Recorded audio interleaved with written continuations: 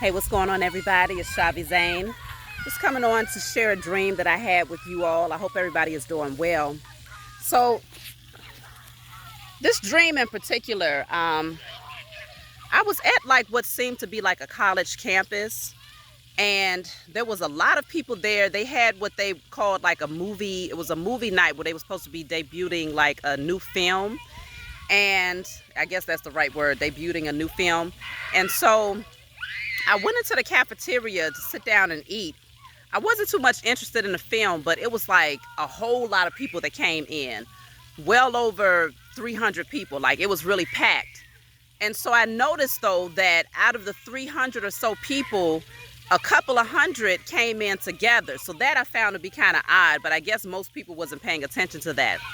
And as they was playing this film, I noticed that almost all of these people that came in together, it's like they were in unison when it came to like when it was time to laugh, when it was time to get hyped up and amped up about the movie.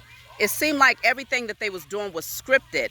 And I was the only person that realized that these people were actors that was coming in to pretty much incite the crowd so that others would feel like the movie was the best thing happening. And so they all, you could just tell that it was scripted, when to laugh, when to get excited, when to get hyped up.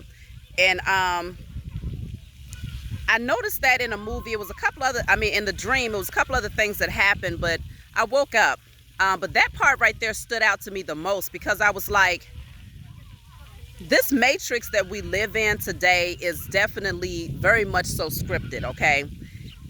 People's opinions about what's good, what's popular, what's what's powerful, who's powerful, it's all based on other people's opinions, conditioning of society, where most of these people are actors.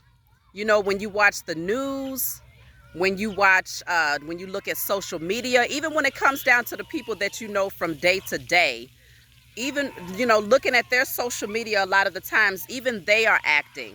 It could be a subconscious thing, but a lot of the times they're acting because their reality is not what you see in that snapshot moment. But a lot of people will put on a smile just for the sake of getting on Facebook or some sort of social media platform and making the world believe that they're happy when in fact they're really hurting and dying inside. And so I feel like with that dream in particular, it really did highlight how we are highly influenced by the majority of opinions. So if the majority sways in this direction, then society sways in that direction. If the majority says, well, everybody seems to love this, then society seems to love it. Even if, most people can use their own discernment off the, at least initially, and they're like, no, I don't really like that. But once they see a lot of people are joining the bandwagon, because people are so impressionable, they follow suit. It's like no one is in this position of just leading themselves anymore. But we are stepping up. I can say that I'm starting to see us stepping into our power, but of course, that's the narrow path. So it's not going to be a lot of people who join in on the narrow path.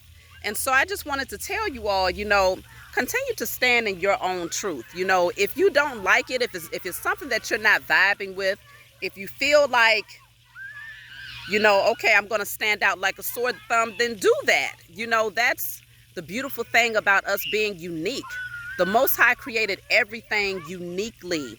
No two things are the same. I'm sitting out here in the grass, got my feet, I'm always grounding. I love connecting with Mother Nature. And so just look, even when you look at the blades of grass, there's no two blades of grass that are exactly the same, even if it looks the same with your naked eye. And so it's like, it's so important for us to just embrace our differences. Just be who you are, naturally, freely, openly, courageously, boldly, not caring about anybody else's opinion, but just doing you. That is what makes people respect you. If they can't do anything else, they have to respect the fact that you just love who you are and you're not trying to be anyone else, because why would you want to be? You see what I'm saying? If it was meant for all of us to do the same thing or to be just alike, then that's how the Most High would have created us. And so it's so important to just embrace being you, because I know I embrace being me. You know, at one point in time, I didn't really know who I was. And so I would say I've always been more of a loner for the most part. You know, I've always kept a very small circle around me. But at the same time, even within that small circle, I found that I was always just very different internally, even if I displayed being able to connect externally. I knew that I was different internally. And so now I embrace my differences. I embrace the fact that there's only one me. You see what I'm saying? And I'm humbled by that. I'm humbled that the Most High took the time out to create me uniquely. And there's a white butterfly. To create me uniquely. You see what I'm saying? And so embrace it, love it, grow into it. And this is how you stand out. This is how you step into your purpose and people remember you. You know, you leave your blueprint here on earth. Your energetic signature is left here on earth, and it's your authentic signature. So that's what I wanted to come on and say to you all. I love you.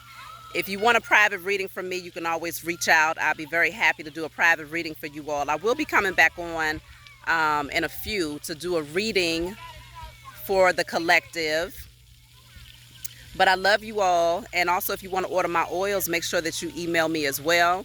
Get outside, get grounded, get connected, sun gaze, put your feet in the grass. Take some deep, some deep breathing exercises while you're outside in the fresh air. Okay.